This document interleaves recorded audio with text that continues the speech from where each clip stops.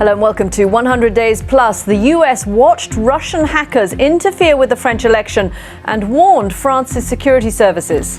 The head of the US National Security Agency also says he knows America isn't moving fast enough to stay ahead of the cyber attacks. 2 days of testimony and a string of warnings from US intelligence agencies on Russia's intentions to undermine democratic elections. The US is considering sending 3,000 more troops to Afghanistan to fight the Taliban. NATO is asking the UK to up its commitment as well.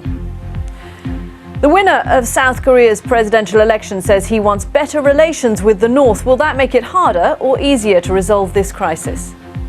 Also, with just over 4 weeks to go until the general election here in the UK, Prime Minister Theresa May and her husband Philip sit down for their first ever broadcast interview, putting their partnership in the spotlight. And this is a rare old talent, isn't it? Our colleague Steve Rosenberg not only knows all the winners of the Eurovision Song Contest, he can play them too.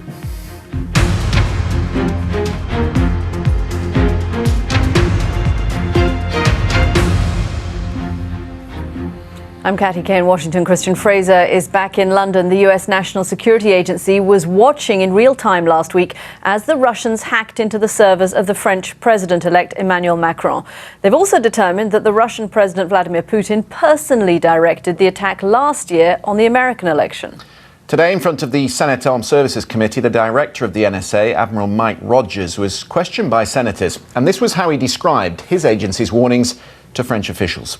If I was him, I would give up the day job. Have you ever seen his interview with Mikhail Gorbachev?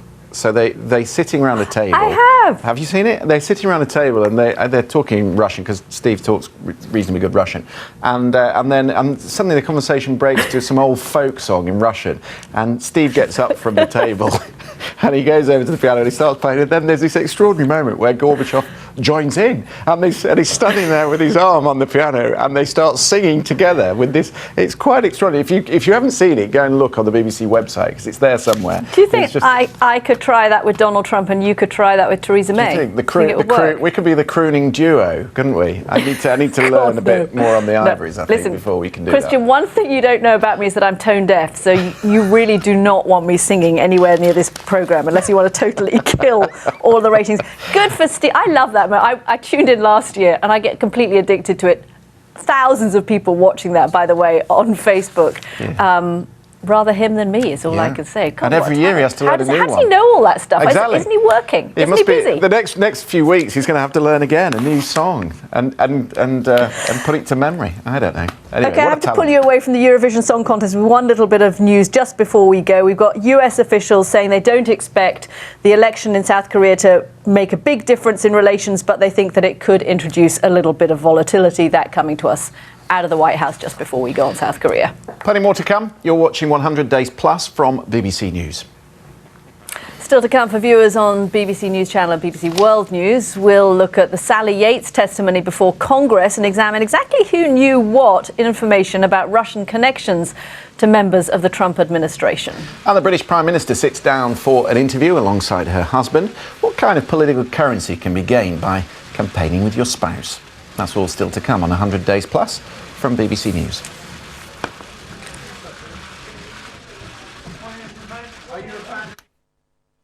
The weather's looking really good tomorrow. Lots of sunshine are on the way, with a bit of sunshine thrown in from time to time as well. Bye-bye.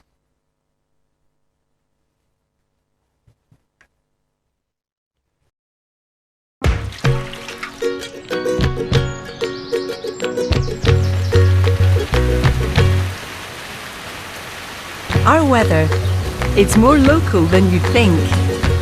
That's why there's BBC Weather Watchers, a website where you can share the sunshine or showers where you live, post photos of your weather and join the nation's favourite conversation. To become a BBC Weather Watcher, just sign in online.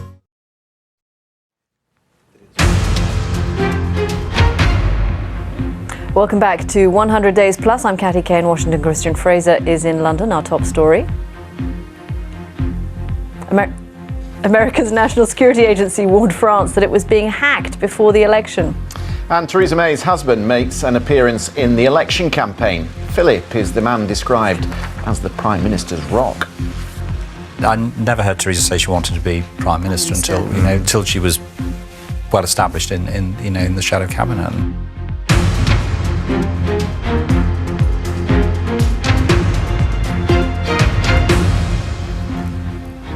Donald Trump's former national security advisor Michael Flynn was vulnerable to Russian blackmail. That stunning assertion came yesterday from the former acting Attorney General Sally Yates. She told Congress that she warned the White House they had a problem in General Flynn. Rosa Prince in New York, thank you very much for being with us. It's fascinating. I just wonder how much, Katty, this actually helps if you're electioneering, having your partner sitting alongside you. Do you get a bit of a bump from that, do you think? You know, I mean, it's such an interesting question, isn't it? The role of the political spouse. Here, clearly in the United States, there are questions about whether Melania Trump is engaged enough. She doesn't live in the White House. Should she be more of a conventional first lady?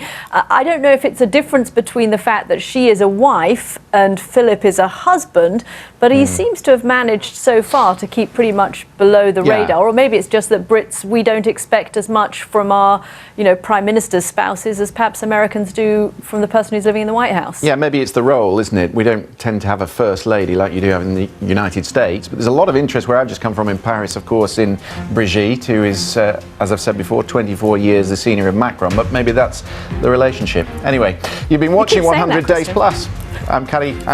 You're Katty K in Washington. I'm Christian Fraser in London. Goodbye.